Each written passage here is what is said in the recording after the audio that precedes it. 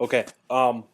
This is I guess this will be the last video of the term. I'm going to talk about the final. In case you didn't see last week, I talked about some of the final two in the first video. I'm not going to repeat everything I said there because it's already on there. Okay. The final's going up, and again, most of you will have 2 weeks. You have until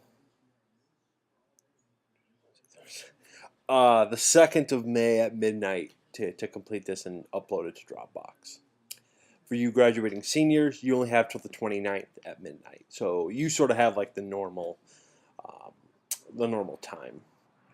If you're not a graduating senior, then you have a couple more days because the graduating seniors grades have to be in earlier than the rest. Okay.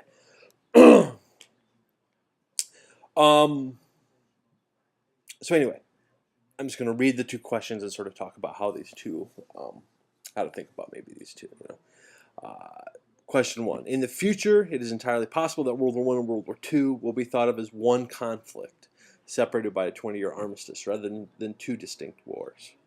In fact, historians already have written a lot of books about that, right? That obviously there's a lot of connections between these two. That's sort of the primer here, and then the questions start like this. Do you believe that these two wars are inextricably linked? You can. I'm suggesting that that could happen in the future. You can disagree. I mean, that's perfectly reasonable. If so if you agree with that yes, these two wars, or maybe it makes, you don't have to be sort of definitive. You're like, yes, it's stupid to think about. Don't do that. But just it makes sense to think about them as connected, as really sort of one overarching conflict. That's the thing. If you believe that yes, that makes sense. Which origins of the two world wars are the same, right? Because then there has to be some sort of, well, it has to be. Certainly, what causes World War One doesn't get solved, right? That's sort of one way to think about that, right? You have these two big events.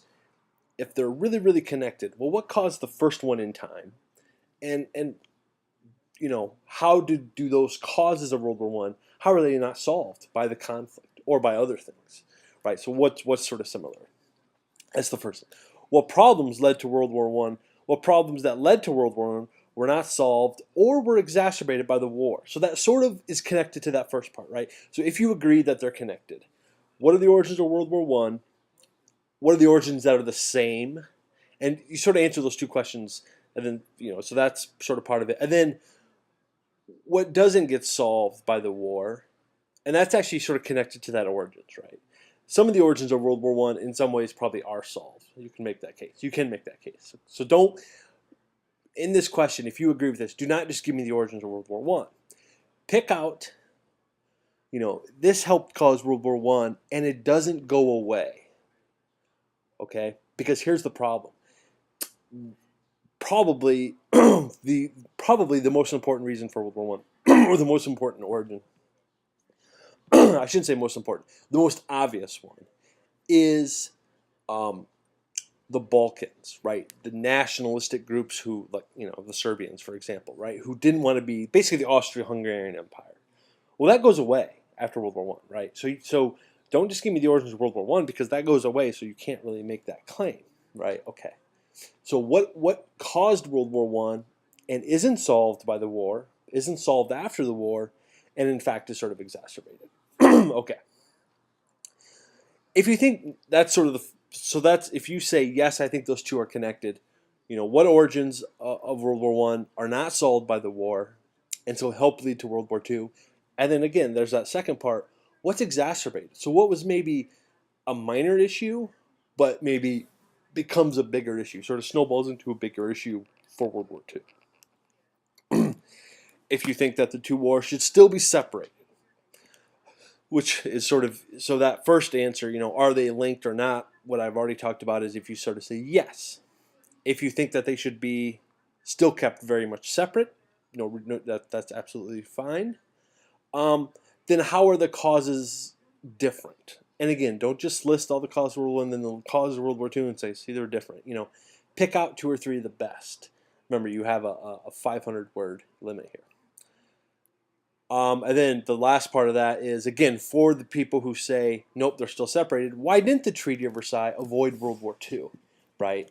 Because you then have to, because I could come back at those people and say, but, look, there's, we did talk quite a bit about how Versailles um, helps bring about World War II. So what went wrong there? And what I mean is, if you say if you say, look, I think that they're still separate, you know, so what happened essentially from 1919, 1918, to what was new then? What was novel that helped cause World War II? Okay, don't. The best answer is not going to try to do both. I kind of think it is. I kind of think it isn't. Look, I understand that if it's not an easy question, and if you're sort of up in the air, pick one. You don't have to. And like I said, and I talked about this earlier in the term in one of the paper writing videos. You don't have to talk about the other side as they're sort of morons or something like that. Um, so you can be on the fence, but don't write this on the fence. Because you only have 500 words, and you can't. And if you try to do both, you don't have enough time. You don't have enough room in 500 words to do both. You just don't, right? So pick one, and then go with it, right? So, do you believe they're linked, or yes or no, essentially? If they are linked, what caused World War One? That also caused World War Two, one, and you know again, the sort of second part is that question: what problems that led to World War One were not solved or were exacerbated by the war, right? So we have these things that caused World War One. Not only were they not solved, some of them maybe became bigger issues. Okay, if you think they're separate, then how are those causes different of World War One and World War Two? Again, don't just list them. Pick out one or two that you see as really, really different. And then why didn't the Treaty of Versailles avoid World War II? In fact, maybe how did the Treaty of Versailles lead to World War II? Okay. Question two. There's a lot of sort of sentences I need to read here about this. All right. Since the onset of the financial crisis of 2007, tensions between many of the nations within the European Union have increased. Right. Talked about this last week. In fact, some watchers of the EU have predicted that the EU could break up, or some nations could leave the Union and/or stop using the euro as their currency. Every day people talk about this. While these events are not totally unexpected, it is surprising because since the early 1990s, sort of the end of the Cold War, until relatively recently, it appeared that Europe might have been headed for a more sort of federated national status or unified status. And I talked about this, sort of a United States of Europe, where France is a state still, but maybe there is no separate European armies first. There's a European army, right? That's what a lot of people were saying that might happen in the future.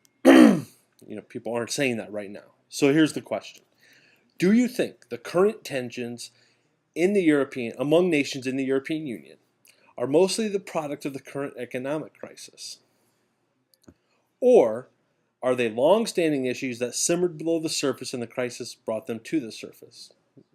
I use the same word there, right? This question actually gets you to think a little bit about the problem with history. Is that after an event happens, we look back and we say, oh, why didn't we see that earlier? It was sort of obvious. That's always the problem with history because, if you were to poll a bunch of, historians and social scientists and economists 10, 15 years ago, a lot of them would have said, I think that the EU is going to be this sort of United States of Europe. Now they're all saying, well, of course that can't happen. In fact, the EU might disband. In 10 years, we could have a United States of Europe. In 10 years, there could be no European Union. We don't know, right? History is good for a lot of things. It's pretty piss poor at predicting the future. Right? There's that quote on the syllabus, one of the first quotes. I think that was, who did say that? Hegel. Hegel said that, right? That what we learn from history is that we don't really learn anything from history. we always want to be taught a lesson, you know. And sometimes that can happen, but it's just not neat. And a lot of times when people really want to teach a lesson, I've talked about this, that really they want to be told that what they already believe is right. Really, okay. So those are two questions, right? So one is, so do you think the current tensions among the nations, was everything going pretty well, and this is just about this financial crisis, which sort of makes, which you could then say, look, when this goes away, everything will be fine. Or 10, 15 years ago, when all these people were saying that, you're going to have this United States of Europe, were there issues that we just weren't paying attention to? And that's the thing, right? That's the sort of point I was trying to get to.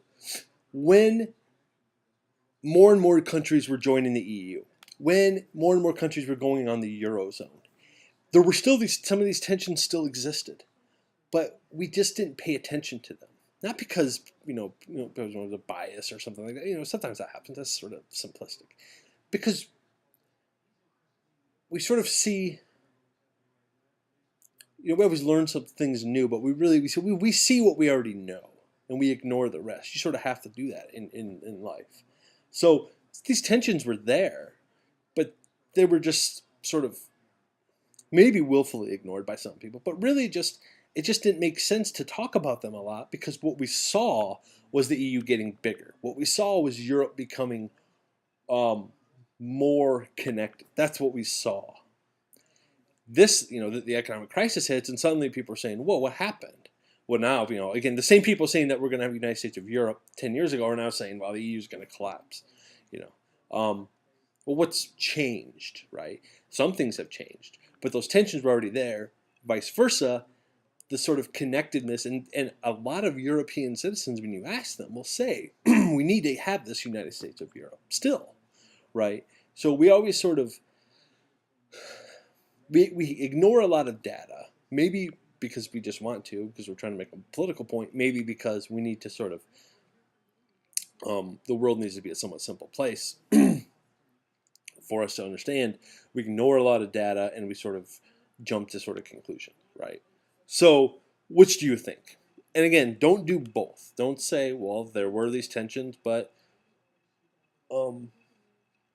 also they also came to the surface in the crisis. Don't do both. Sort of just pick one, right? Okay. And then the last part is, what do you think the future of the European Union is? And that's probably this is probably a shorter answer than the first one overall, I would say. And, you don't have to spend a lot of time on that last question. Obviously, there's no really right or wrong answer. Just back it up, with what you've seen. Make some sort of educated guess, and that's sort of perfectly reasonable. And like I said, that's sort of probably the last paragraph. Maybe 2 paragraphs at the most, 5 to 7 sentences about what do you think the future of the European Union is. And again, there's no right or wrong there, but if you say something really outlandish, you better do your homework. If you think, well, it's going to collapse in 6 months, I like to ask people, well, would you like to bet?